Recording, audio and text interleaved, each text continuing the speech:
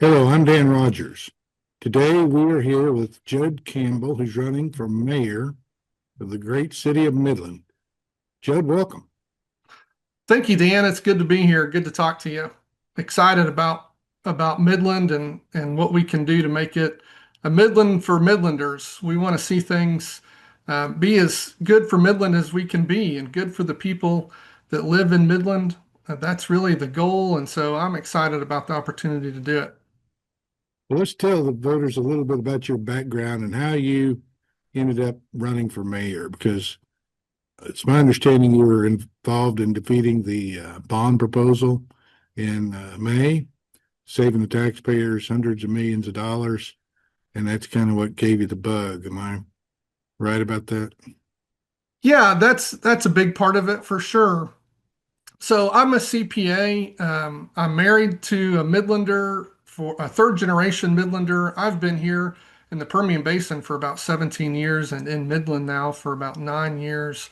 And so as we've sort of paid attention to what's going on and we've seen things, the trend that's going on is just really concerning, particularly with the bond elections. And so there was a big school bond a couple of years ago that was real concerning, $1.4 billion school bond that did pass.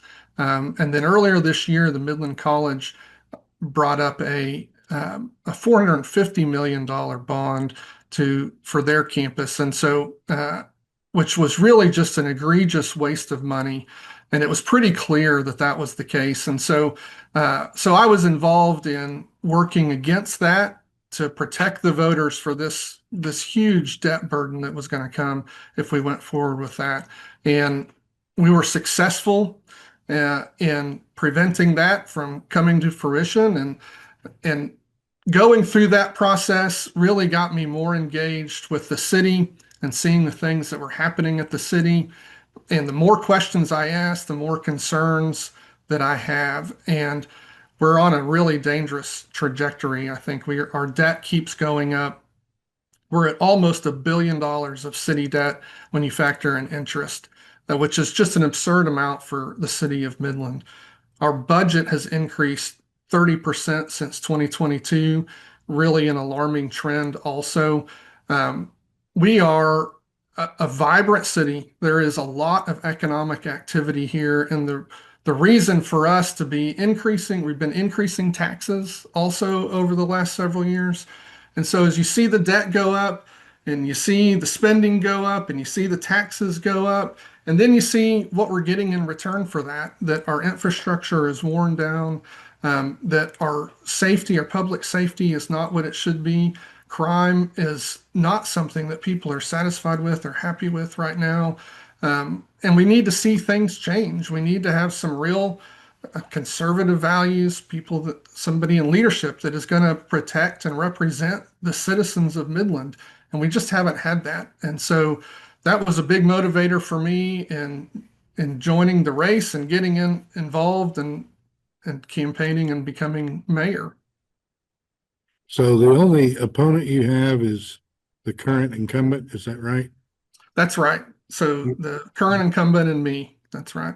But there was another person on the ballot or fixing to run and they backed out. That's right. There was one person that had thrown his hat in the ring and then he backed out early.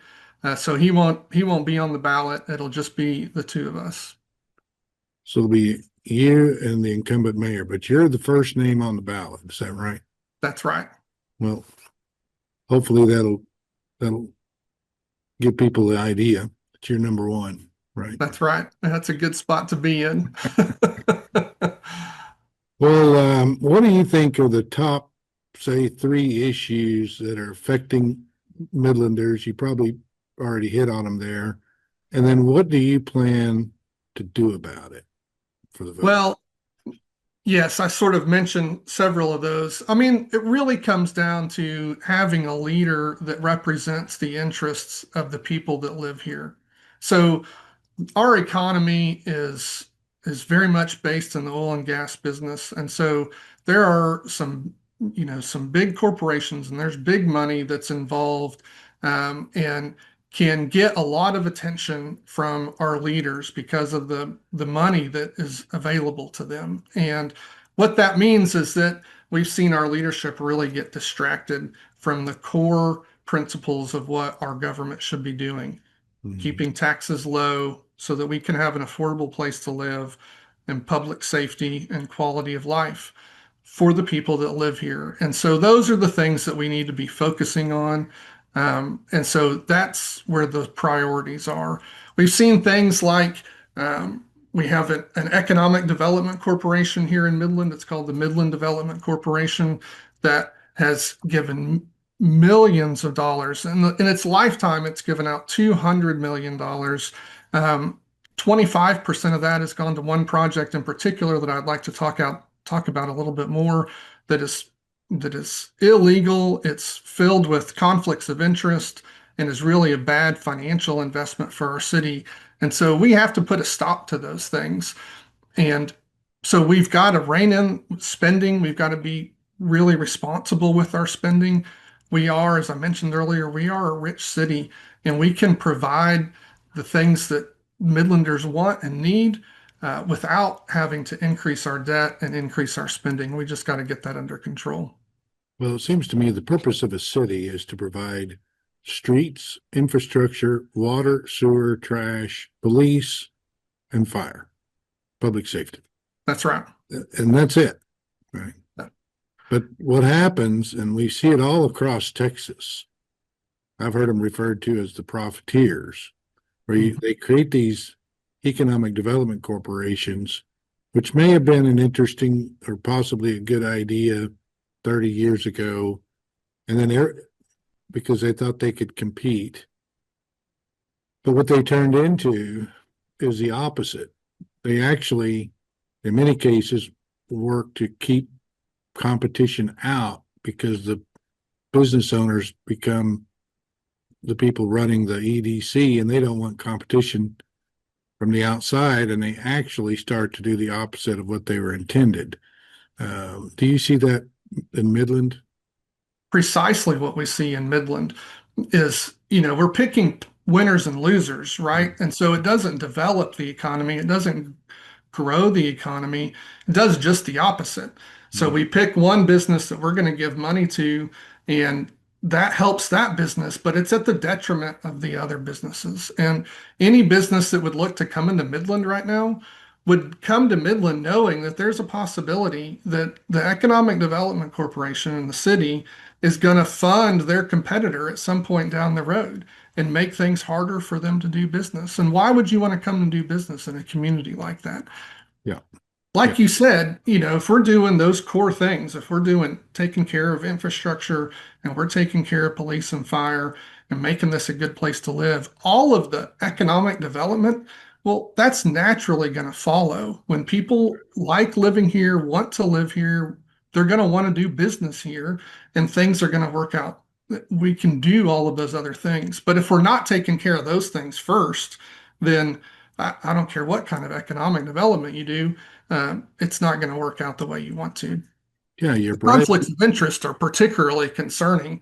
Our current mayor is funded by her largest campaign contributors are direct recipients. They're owners of the largest grant from our Economic Development Corporation in the history of its existence, to the tune of $60 million. So and that's something that she can't even acknowledge. But the person that's donating to her campaign is the person that's signing the contracts to receive all of that money. So it's just really remarkable, and it's really uh, terrible for the citizens of Midland to have that sort of arrangement. Yeah, do you think the average citizen, though, in Midland is aware of this? Well, I think one of the reasons to use an economic development corporation is that it's out of the line of sight of most of the average citizens. Yeah. What happens in City Hall gets a little more spotlight on it, generally speaking. But when you move it over to the Economic Development Corporation, somebody says MDC, I don't know what the MDC is. I don't know who those people are. I don't know what they're doing. And so there's just not the same level of transparency and accountability on what happens over there. And so it makes it really hard for the citizens to realize and know what's going on. And I think that's by design.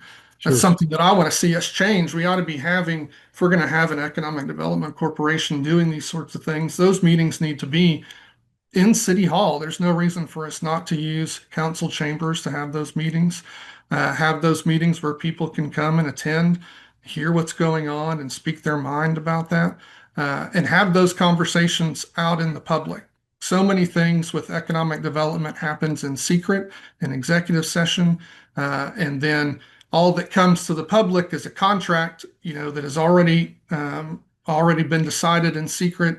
All of the dealings have already happened, and then it comes to a vote, and there's no discussion because everybody that is in on it has already made their decision. So there's nothing to talk about, and so they vote and they move on down the road, and it's really a terrible way for a city to operate.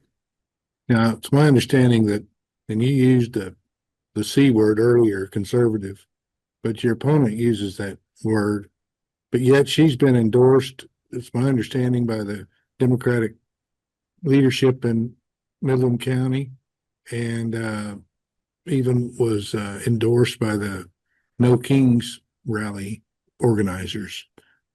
So how how can she use that term if those are the people that are supporting her? Well, because she's not honest. And, you can say that word and say, yeah, I'm conservative, and then do all of these other things that aren't conservative, raise taxes year after year, spend money like we're talking about at the Economic Development Corporation, also spending taxpayer money, increasing debt, increasing our budget every year. None of those things are conservative. We've kicked the can down the road on on roads, right? I mean, we're not maintaining our roads in the way that we should be. That's not conservative principles like we talked about. That's avoiding your primary responsibility as a government. And so those are not conservative things. And so of course she would like that, to be able to say that she's conservative. People in Midland are conservative. That's the sort of thing, those are the values that we appreciate here in Midland. But that's not what she is actually carrying out, despite what she might say. Yeah, I think we need to change the word. I think it's been co-opted by the left. Um, Everybody says they're conservative now. We need to change it. Maybe we need to come up and call us the common sense or pragmatic or principled or first principles or something that can, so we don't confuse what each other means by the word, because they've changed the definition of what conservative means. I like the word responsible. I There think you go. we need to be responsible, right? And so, that doesn't mean obviously the city's going to have to spend money. The responsible thing to do is to spend money, but we need to spend it in a responsible way. And so that's what I'm really talking about doing is that that we spend it on these things that we should be spending it on, and that when we do spend it, we're spending that in a responsible way. So just because we spend money on roads, doesn't make it conservative necessarily. If the contractor, and there's only one bid on the project, and he's the cousin of the so and so and the so and so, well, okay, maybe we're not getting the best deal on our money there. And so we need to make sure that even when we're spending it on those types of things that we ought to be spending on it, that we're responsible about how we're doing that. And so we're spending the appropriate amounts of money. We can spend money on good things, but the amount of money is completely irresponsible. And so we have to keep that in my mind. That responsible is really the word that matters. Responsible and transparent. Yeah. Transparency is crucial. You can't be responsible if you don't have accountability. We have to have accountability with how money is spent, how the city is run. All of that requires accountability. And you can't have accountability if you don't have transparency. And we have a remarkable lack of transparency in Midland right now. There is there is no appetite from leadership, from the current mayor, to hear dissenting views, to hear concerns when they're brought forward.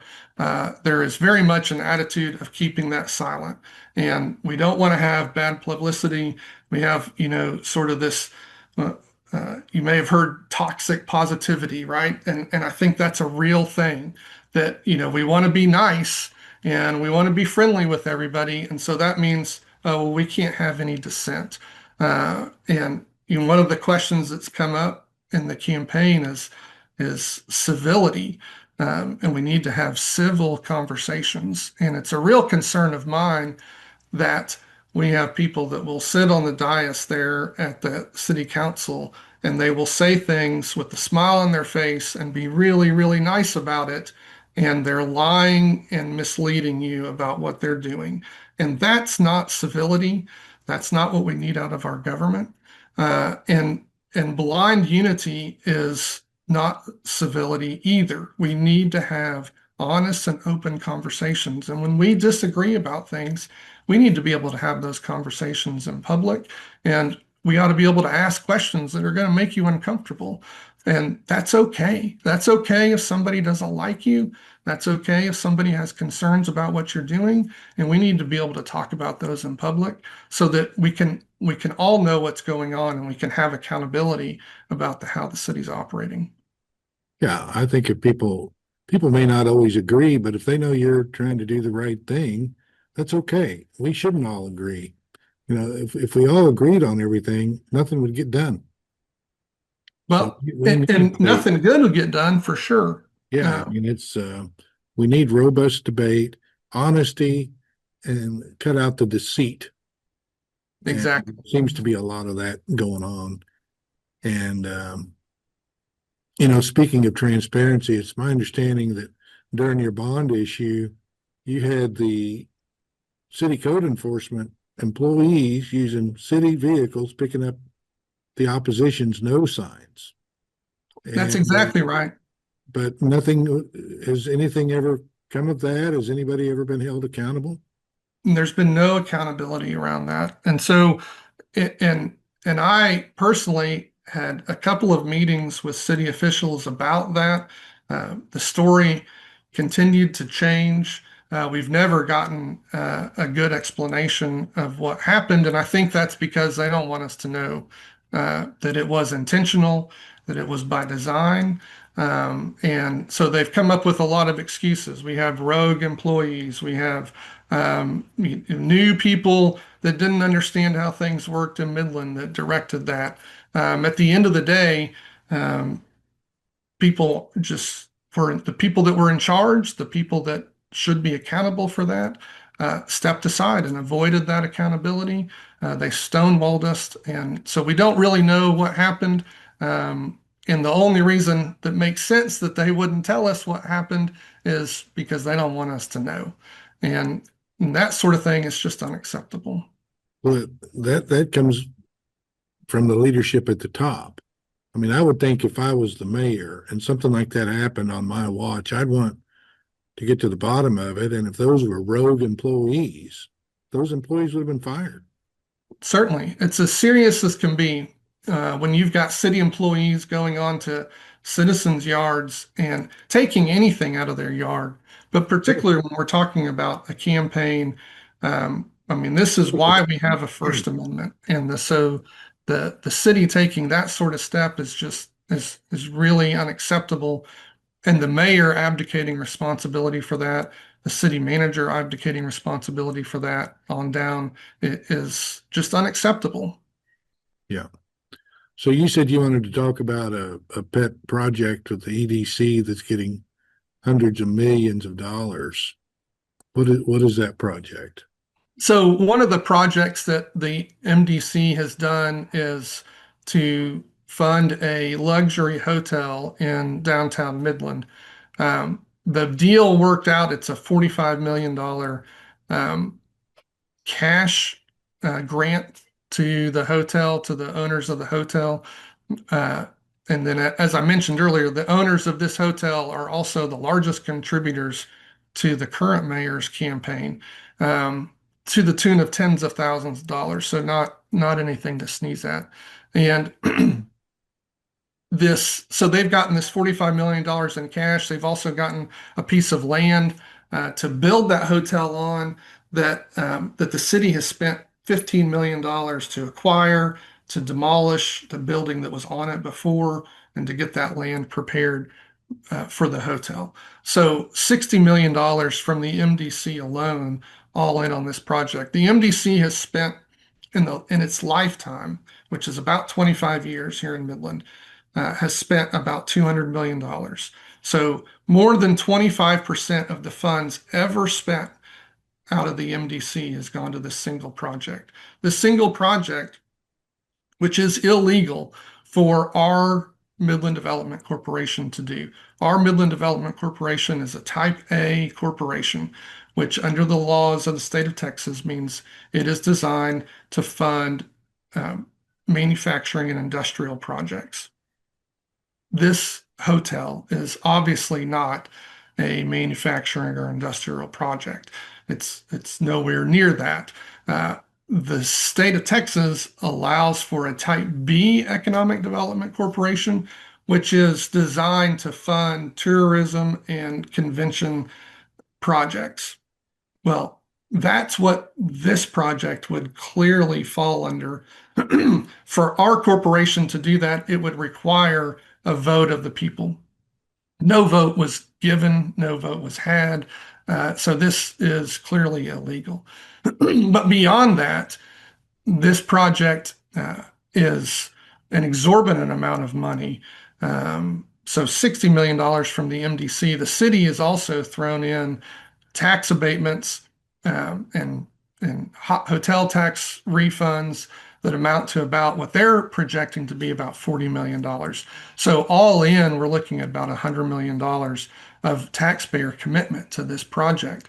The projections are that over 22 years, this is going to return about $67 million to the city, to the taxing entities in Midland. So that wouldn't just be the city. That's if you combined the tax revenue that they're projecting will come to the school district, to the hospital district, to the city, to all the different taxing entities. That would be $67 million over 22 years. So we're going to put $100 million of taxpayer investments, and we're going to get $67 million back in 22 years. Even if you just took the MDC portion, where we're going to put $60 million in and get $67 million back. We had somebody sitting on the MDC that told me that said in the meeting that said, this is a great deal because look, we're going to get all of our money back. How ludicrous is that over 22 years, what that works out to be is less than a 1% investment return. We could take that $60 million and put it in a bank account, in a savings account, right? And we would make more money for the citizens of Midland than we are from doing this project. And not to mention the significant risk that comes along with that. We don't know if this project is going to be successful. Imagine what a 22-year-old hotel is going to look like when we get to the end of this. This is not something that's a sure thing. This is not something that we can count on. These are wild projections. They may be well-founded, but they're not without risk and significant uncertainty about how all that could play out. And so we should be investing accordingly. This is not responsible use of taxpayer money. If we're going to be spending our taxpayer money, it doesn't need to be on some pie-in-the-sky project like this. And so it's really terrible, I think, for us to do something like that. When we look at it more broadly, what does this do for the city of Midland? This is going to be a luxury hotel with $300 or $400 a night for people to stay in, with fancy restaurant in it. This is not something that your average Midlander is going to be able to participate or enjoy directly. And so this is not something that's going to increase for the average Midlander. It's not going to help our quality of life. It's not going to be something that they're going to enjoy. And so in a broad way, this is not a benefit to Midland and to Midlanders. And so again, it's just not an appropriate way. It's not a responsible way for us to be spending taxpayer money. When you add in the fact of the conflicts of interest, and you think, oh man, is this the deal that we really want to come up with? Is this really how we want to run our city? We know that there were other proposals received by the MDC that included no cash. They asked for simply the land to be able to build the hotel on without any additional cash from the Midland Development Corporation. Why wouldn't something like that be more attractive? Why wouldn't that be a better, if this is something that we really wanted to be spending on and it was legal, then why wouldn't we look at something like that? We have a hotel, a hotel in downtown that's right across the street from our convention center that's been there a long time. It needs some TLC, it needs a little attention. The owner of that hotel came to the MDC and asked for $15 million to help renovate that hotel and bring it up so that it could be a high-class hotel right there in downtown that would happen quicker and be significantly cheaper and would really represent the culture of Midland as a hotel that's been there for a long, long time. Everybody in Midland knows the DoubleTree, previously the Hilton. It's been there for forever. And so how great would it have been to have that hotel if that was something that we really thought was a priority, when then we could do it that way, respect the taxpayers, respect the taxpayer money, and have something that we could all use and appreciate. But we didn't go that way. Instead, we did something else altogether. And it's just terribly inappropriate. Yeah, that's first thing that comes to my mind is, why is the Midland Development Corporation involved in the hospitality industry? If there's a demand for a high-class hotel, why wouldn't the private sector come in and build it? Exactly. And that doesn't make any sense as to what their role should be. They should be bringing in manufacturing, things that benefit everybody. well, and I have a real problem with economic development when it comes to retail, hotel, uh, industry type things, because those things are not going to stabilize or diversify our economy in any meaningful way, right? This hotel, we've just spent this amount of money on this hotel that just doubles down on our reliance on the oil and gas industry.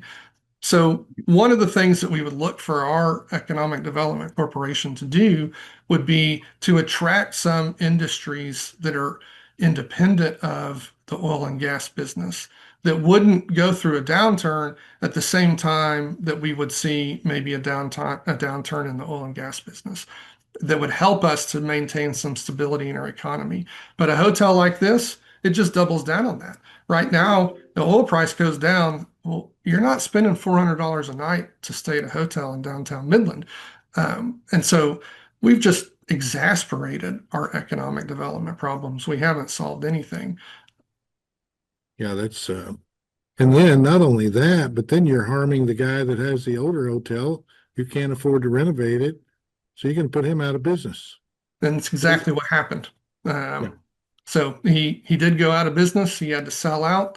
And all of the other hotels, they talk about the jobs, though, that's going to create all of these jobs. Well, it's not creating any jobs. It's pulling jobs from the hotel on the northwest side of town, on the north side of town. Those people now are going to come over here. Well, you just made it harder for those hotels to operate their businesses.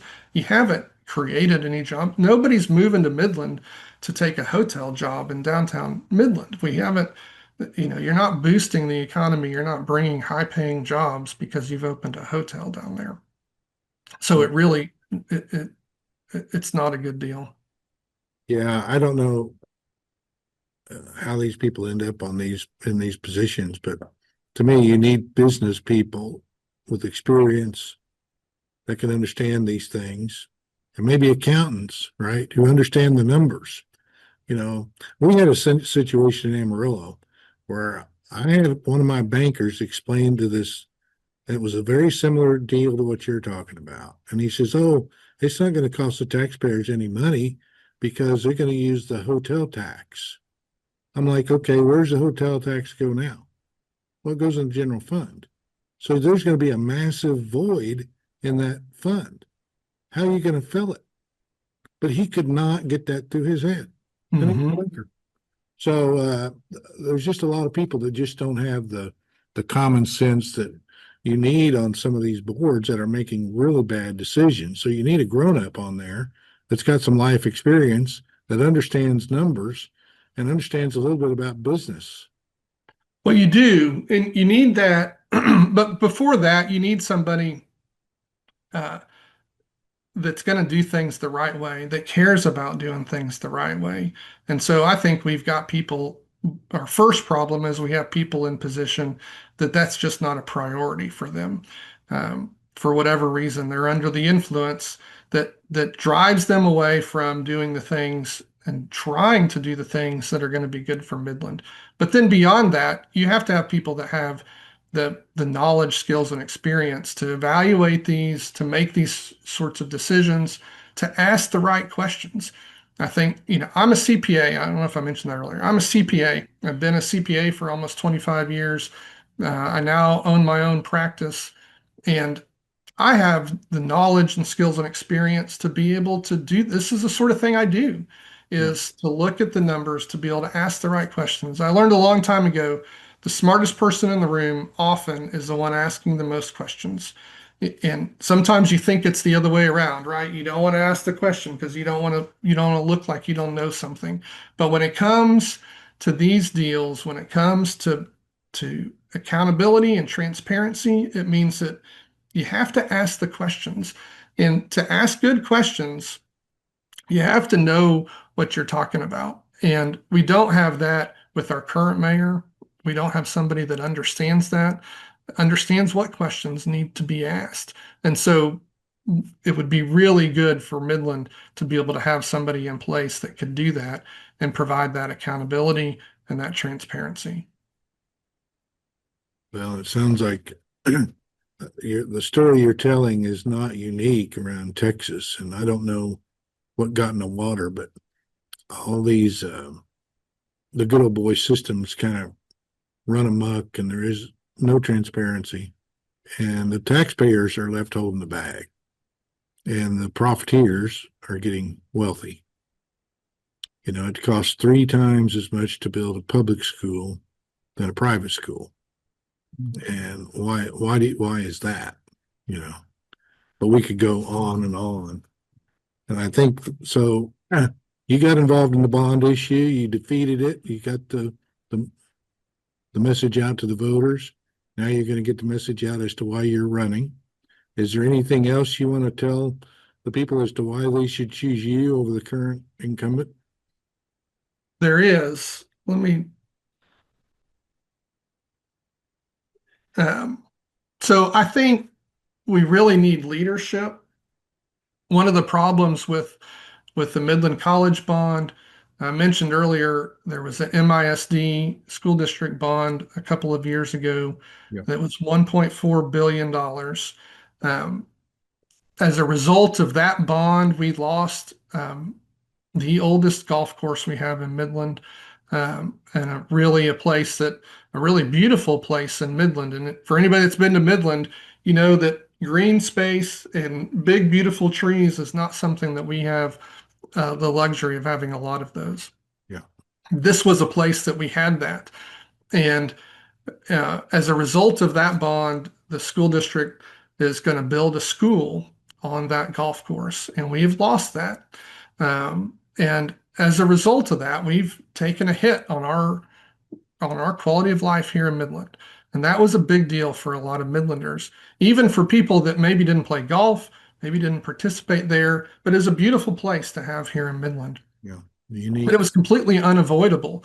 That there are many other places that we could have built a school, but we lacked leadership and in making those decisions. And in that campaign, and similarly in the Midland College campaign, the mayor was silent and not she had no voice. And that is a trend that our mayor has said, if it is not related to something that falls right under her responsibility, even like we mentioned earlier, taking of signs out of people's yards, she's going to step away and not take accountability for that.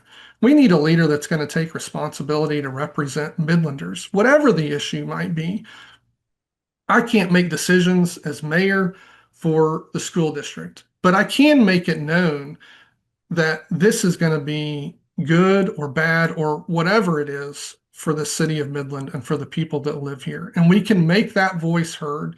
We can make sure that Midlanders' voice is represented, and we need somebody that's going to take responsibility to do that. And that's one of the things that I think is really important because that really goes across everything. Like I said, it's when we're dealing with other taxing entities or coming down to what's happening within the walls at City Hall, we need a leader that's going to take responsibility to represent Midlanders when it comes to that. And that's what I want to do. Transparency is critically important to a well-functioning government. It just can't happen without that. And so I want to take measures to make sure that that happens. Some of the things are some really simple things that I want to see us do. We need to have city council meetings. We need to be flexible about when those are held so that people can attend. If they have something they want to say, they can speak their mind. So right now, those happen at 10 o'clock on Tuesday mornings, a very difficult time for most working people to be able to come and participate in city government. We can do that in the evenings, perhaps, and we need to look at doing those at different times so people can come when it's convenient for them and they can participate. When they get to the meeting, we need to have public comment in the beginning so that the first thing we do is we give the public the opportunity to share what's on their mind because that's who we're representing and we need to hear from them. We don't need to make them sit through a 3-hour meeting to say their 3 minutes of peace that nobody else has stuck around to hear and falls on deaf ears. That's not a valuable, well-functioning government representing the people. So we need to make those changes. We need to make sure that we're approving credit card spending, particularly travel of city employees ahead of time so that we're not funding inappropriate and irresponsible spending. Right now, with the transparency around that is really disconcerting. There's been some public records requests recently that show credit card activity that has things like no vendor names. So even though the city has published that information, they don't have information on vendors or how that money is spent and what that money is spent on. Some of that was redacted with very little explanation and an appeal to the Attorney General so that they don't have to share that information. Again, the mayor has been silent and on advocating for transparency and for the citizens when it comes to these issues. We just can't stand for those sorts of things. So I want to see that change. When it comes to the MDC, we need to have online application process. So there's a record of every person, every business that's come to the MDC to request funds or request support in whatever way they want it. So we need to make sure that those requests are treated fairly and not just we're not just looking at those requests that are coming from people that are well connected. We need to make sure that everybody has fair access. If we're going to have an economic development corporation, it has to be run in a fair way. And so there's check my notes. A few things I also want to. I should have mentioned executive sessions. Executive sessions need to be used with prudence. This is another thing that executive sessions, are held, as you know, they're held in secret. So people don't know what happens in those decisions are made. Their discussions are made. They're outside of the public eye. Some things have to happen in executive sessions, but if they don't, anything that doesn't need to be in an executive session needs to be held outside of that. We need to make sure that we're not having walking quorums outside of public meetings where we have council members that are having policy discussions and making decisions that should be happening in public meetings, but they're working around the rules or maybe even violating the rules and making those decisions and having those conversations outside of the public eye. At the end of the day, it really comes down to making sure that we have transparency in how our city runs, because that's how we have accountability. That's how we respect our taxpayers. That's how we make sure that we're doing the core things that we need to be doing. And so that's what I want to do as mayor. Yeah, if you have transparency, you won't have things like the credit card abuse that, and they want to hide it from the voters. I mean, to me, that's what's so egregious about it. And they don't care. And that to me means that it's out of control because they know that it's whatever they spent the money on is improper, or they wouldn't be afraid to show the vendor. Exactly. And I just think people are getting to where they're fed up with it, and it's time to get get the complacency out of it. And the average voter in Midland or citizen needs to show up and at least vote and make their opinion heard, whether they vote for you or they like the status quo and they like the all the hidden agendas, then they need to support that. But if they want transparency, they need to show up and vote for you. And That's exactly right. It comes down to making your voice heard. yeah, and then they need to start showing up at the council meetings, right? That would be great too. And And and the more engagement, the more people do show up. I want to encourage that. I think that's really important. And we're going to have a better run government the more people participate and engage with it. There's no doubt about that. That said, um, we've got to make sure we're representing people even if they don't show up. And we can't just be answering to the people that have our ear for whatever reason. Um, and and so we got to make sure that we're thinking about all of the people in Midland and doing what's best for everybody. right. And and so and that's extremely important. That I keep saying we want to have a Midland for Midlanders. And that's a big part of what that is we have to be mindful of what's good for the people that live here, particularly the people that have been here, the people that are going to be here when oil goes down, when the market goes down. But even those that are here temporarily, we need to make sure that this is a place that's going to work for the people. It's going to be good for families, be good for making a living here, and then a good place for people to be able to retire. So, if their families are here, they want to stay in Midland and be close to their families, then we need to have that opportunity for them to be able to do that.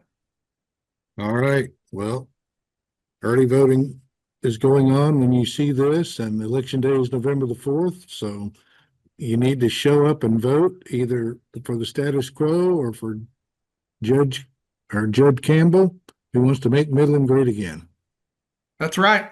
Let's Thanks, do it. Judd, for coming by, and good luck in your campaign. All right. Thanks, Dan. I appreciate it. Uh-huh. Have a good day.